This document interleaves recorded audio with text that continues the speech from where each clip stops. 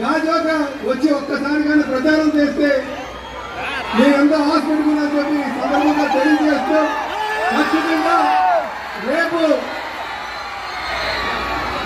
అనుభవం ఉన్నటువంటి నాయకత్వం చంద్రబాబు నాయుడు గారి ద్వారా ప్రశ్నించేటటువంటి పట్టు ఉన్నటువంటి పవన్ కళ్యాణ్ గారి ద్వారా రేపు ఈ రాష్ట్రాన్ని మనం పునర్నిర్మాణం చేసుకుందాం. అలాగే పెద్దల పాత్రలో బీజేపీ వారు ఉంటారని చెప్పి తెలియజేస్తూ, అలాగే మా ప్రాంతంలో కూడా మత్స్యకారులు చాలా మంది ఉన్నారు.